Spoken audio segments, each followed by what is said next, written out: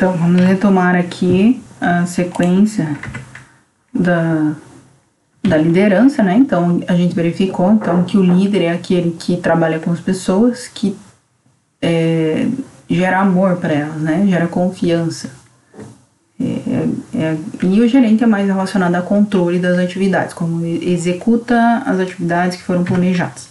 Então aqui a gente tem algumas teorias relacionadas a estilos de liderança, né? Então normalmente essas teorias estão relacionadas aos estilos de liderança que dizem o que o líder faz e como que é a orientação de conduta dele em relação à liderança. Então a gente tem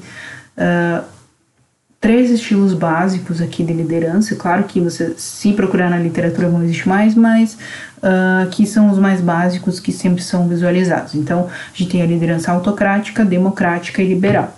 Então, a autocrática, ela é aquele líder que ele fixa diretrizes. Ele não quer muita participação do grupo. Então, é aquele líder que centraliza as decisões, ou seja, ele determina como a tarefa ou como a atividade vai ser desenvolvida, as pessoas só executam, né?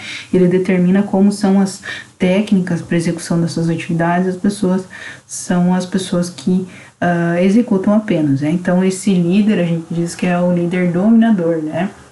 E ele é bem pessoal, né? Nos elogios e nas críticas, no trabalho de caminho. Então, normalmente, a gente tem uma presença bem representativa, onde tem como se fosse aquela pirâmide onde a gente tem a estrutura que uma pessoa só manda em todo o resto, né? Então, aí a democrática é totalmente ao contrário, né? Então, elas são... as decisões ou o que a gente vai fazer, elas são decididas em grupo, né? Então é estimulado pelo líder que as pessoas falem a respeito, que elas participem, né? Então o grupo, eles boçam também algumas providências e como que vão ser as técnicas para atingir o objetivo, né? Então normalmente o grupo que ele pede um aconselhamento para o líder. Então o líder, ele vai ser um aconselhador. Então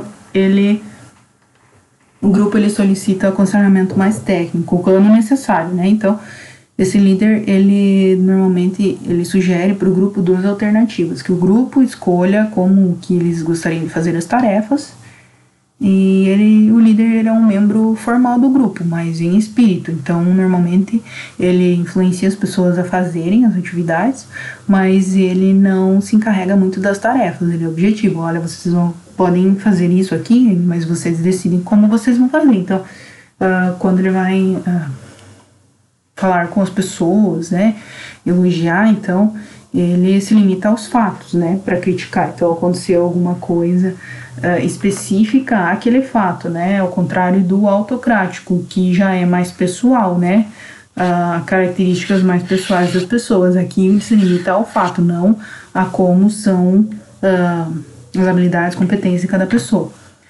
A gente tem um outro estilo que é o liberal, né, o liberal é aquele que realmente tem uma participação mínima, né, a liberdade para tomar decisões do grupo é totalmente, praticamente completa das decisões do grupo, tá? Então, a participação mínima do líder, então a participação no debate é limitada. Então, ele deixa, especifica, apresenta materiais, por exemplo, tem algumas coisas aí que vocês podem usar, se vocês quiserem usar as informações aí, mas desde que o grupo também solicite, olha só, como é que a gente pode fazer isso, senão ele não tem uma expectativa ou um estilo, né, de falar muita coisa. As divisões são a critério do grupo e ele, né, não faz nenhuma tentativa de avaliar como que está o curso desses acontecimentos, então ele deixa acontecer. E aí eles fazem comentários sobre as atividades se perguntam para ele. Se não perguntar, não fala nada. Então existem esses 3 tipos de liderança bem característicos, né? Então, retomando e resumindo, o autocrático, democrático e liberal. Então o líder para os seus subordinados, né? Então, a ênfase é no líder, né? Não nos subordinados. Então, quem manda é o líder. Aí, no democrático, é uma divisão, né? A gente trabalha junto aqui, cooperando. Eu, líder e os subordinados. Agora, na liberal, a ênfase é totalmente nos subordinados. Então, o líder vai deixar bem livre para que os subordinados façam o que eles gostariam de fazer, como eles gostariam de fazer. Então, a gente vai para outra forma e combo de como fazer isso, né? Nos 3 níveis, que é a comunicação, que a gente já mencionou. O que é a comunicação? Comunicação é trocar informação de um transmissor para um receptor, como que a gente está fazendo aqui. Eu, no caso, estou sendo a transmissora e vocês estão sendo o receptor, né? É igual um rádio. Então, pensando no rádio, é importante que a gente especifique aí que existe sempre pessoas envolvidas. Então, é importante que esse relacionamento entre as pessoas tenha uma razão, né, para existir. Então, essa comunicação deve existir por alguma razão. E essa razão também deve ser auxiliada por boas formas de comunicação e canais de comunicação corretos, que são os canais de comunicação corretos, né? Aquilo que vai chegar até o receptor de uma forma que ele consiga identificar. Por exemplo, aqui a gente está usando a videoaula e os slides, e também a minha fala, para que vocês tenham 3 formas de recepção, né? De uma comunicação, de informações. Só que essas informações, esse transmissor, esse receptor, eles têm que ser canais bem integralizados e conhecidos por vocês e pelo transmissor, né? Pelo transmissor e pelo receptor. E além disso, a gente tem que especificar aqui, sabe quando um rádio não está bem sintonizado, que tem interferência? Normalmente a pessoa não consegue ouvir direito, né? É a mesma coisa aqui. A gente tem que ter esse transmissor, esse receptor entendendo exatamente o que a gente está querendo comunicar. Senão, não vai conseguir entender o significado das coisas. Além disso, pensem que a gente está fazendo como é que fala? Aquele telefone sem fio, né? Então, faz o telefone sem fio, normalmente começa uma palavra aqui no começo, quando chega lá no final, é uma palavra totalmente diferente. Então, existiu alguma interferência, né, nessa comunicação. Então, a gente tem que buscar que esses elementos de comunicação, eles sejam bem desenvolvidos em todos os seus aspectos. Então, aqui, o nosso Kotler, que também é um dos principais autores de marketing, né? E marketing é comunicação. Então, aqui a gente precisa que o emissor, né, transforme essa mensagem aí e envie no meio que você, receptor, consiga identificar. E aí, vocês, receptores, vão me dar uma resposta. Essa resposta vai vir como? Talvez por dúvidas que vocês vão ter na nossa aula síncrona, né? Daí vocês vão pedir, eu vou responder as dúvidas, assim também como as atividades, né? Essa resposta vem de 2 formas, das atividades que vocês vão fazer e no que a gente vai conseguir conversar. Então, a gente tem que tentar verificar essas atividades, se esses elementos aí, tudo que eu tô falando até agora, vocês conseguiram entender, porque senão aconteceu algum ruído e aí vocês vão ficar perdidos, né? Talvez. Então, isso tudo tem que funcionar de uma forma adequada, porque para que o feedback de vocês venha de uma forma que eu consiga identificar se foi bom ou se foi ruim. E aí a gente retoma aqui o que a gente precisa. É exatamente a mesma questão que a gente está vendo agora. Planejar, organizar, né, dirigir e controlar. Quando eu vou controlar, vai ter o feedback. Aí eu vou ver se vocês conseguiram fazer todas as coisas, senão a gente tem que melhorar esse processo, né? Então, um administrador, né, ele tem que acompanhar todo o trabalho aí comunicativo, né, com os subordinados. Então, tentar avaliar essas habilidades e entender como essas pessoas, como esses receptores interpretam as ações, né, ou como elas precisam que seja desenvolvida, né, acompanhado esse trabalho, como que elas conseguem se comunicar. Então, primeiro de tudo, a gente tem que avaliar, né, em 3 pontos essa questão de comunicação. Então, primeiro, eu preciso comunicar que existem padrões de trabalho na minha organização. Aí, tendo padrões de trabalho, as pessoas sabem que elas têm que fazer assim. Então, preciso comunicar se tem padrões de trabalho.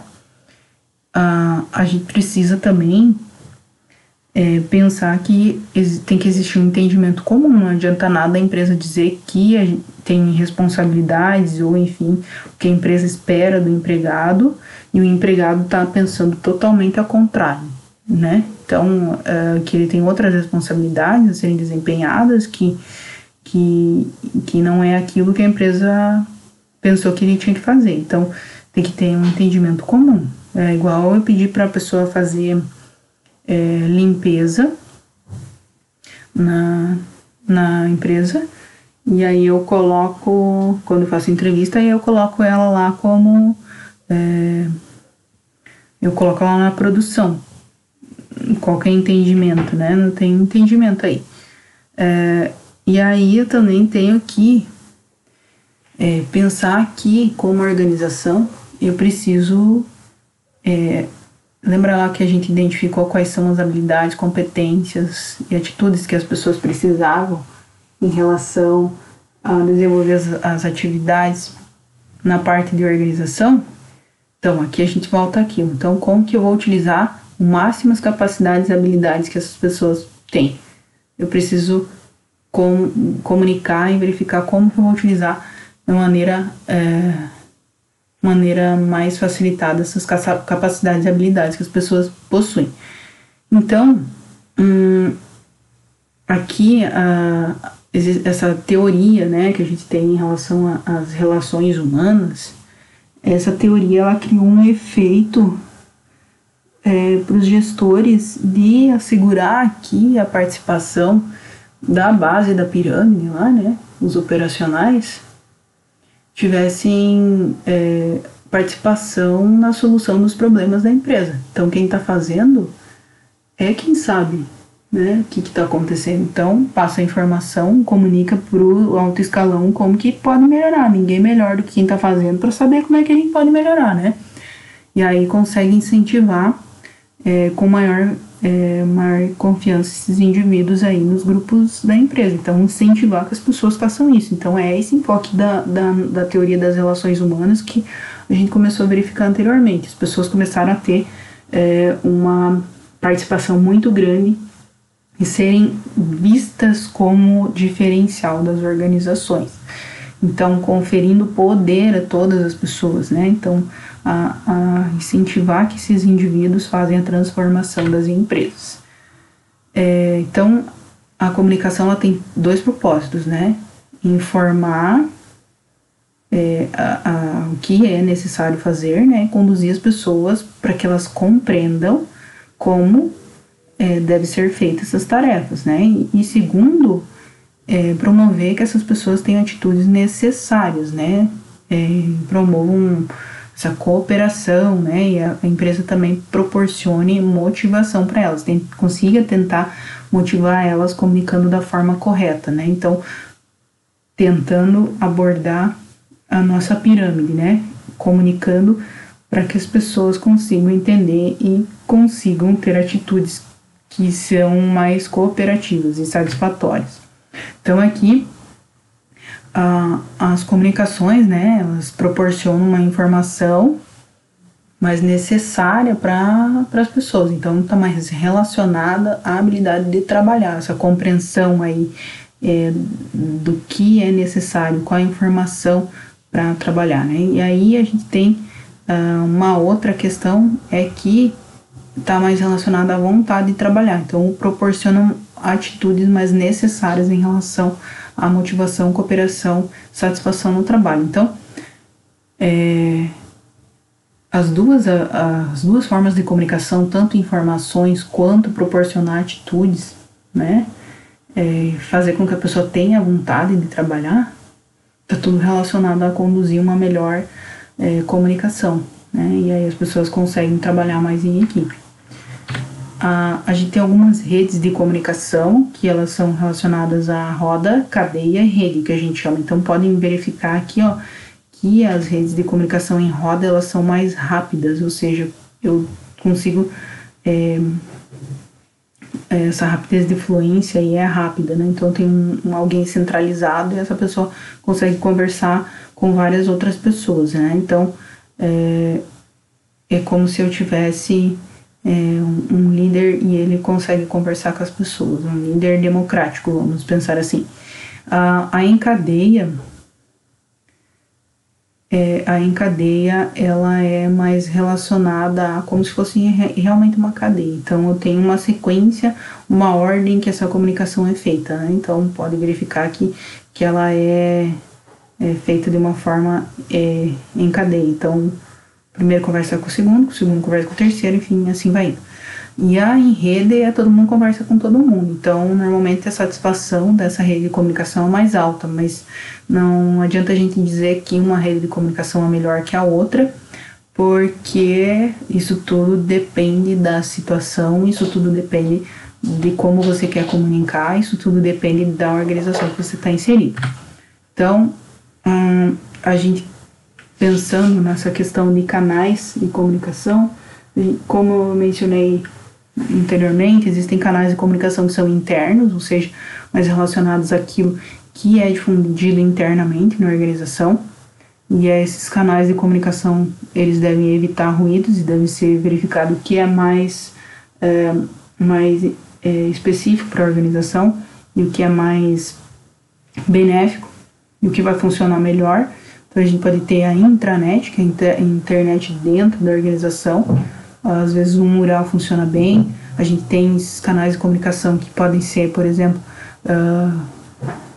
nesse mural de comunicação, existem muitas empresas que colocam como se fosse um canvas ou relacionam o que deve ser feito, quando deve ser feito, quem vai fazer. Então todo mundo consegue entender onde é que está cada uma das atividades e saber o que ela faz na atividade, né? Então proporciona uma maior cooperação e entendimento a respeito do que deve ser feito, assim também como uma metodologia que a gente chama de Canvas, que mostra exatamente o que a organização para que ela faz, como que ela capta recursos, por que ela faz isso, quem são os fornecedores, quem são os concorrentes. Então tem uma visão global que pode ser especificada no mural. Eu acho importante ter essas duas questões para as pessoas terem entendimento, porque existem duas partes do cérebro, uma que é mais relacionada à emoção e a outra é mais relacionada à racionalidade.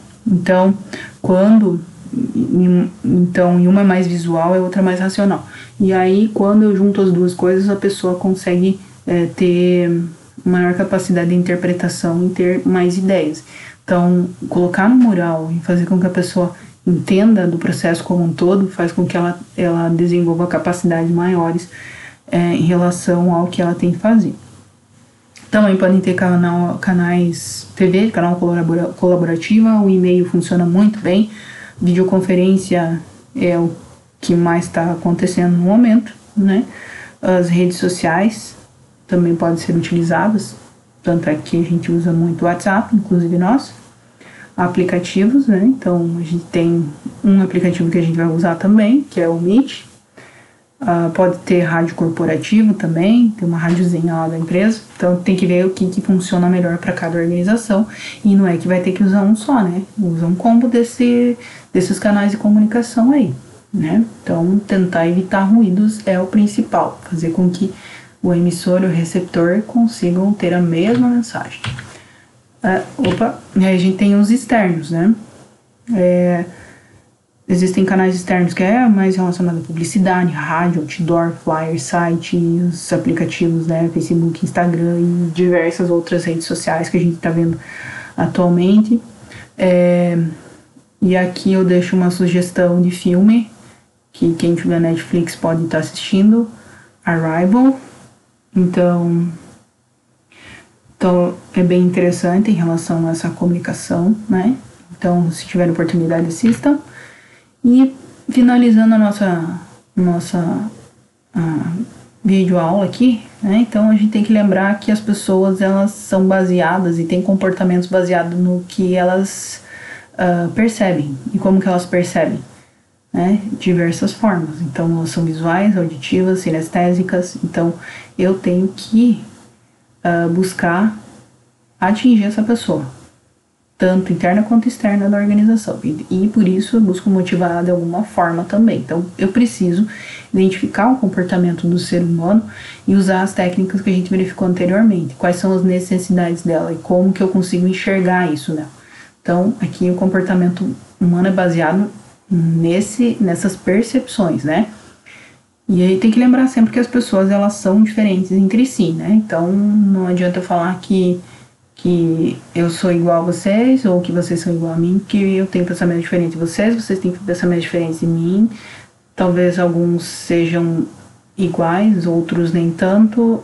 Ninguém é igual a ninguém, né? Então, e eu posso dizer que eu sou uma pessoa hoje, mas eu posso ter uma percepção totalmente diferente amanhã. Então são diversas pessoas de uma só, vamos dizer assim, né? Não, mas é sempre uma evolução. Hoje a gente tá diferente de amanhã. Espero que a gente sempre esteja em constante crescimento e amadurecimento, né? Então essa sempre é a intenção.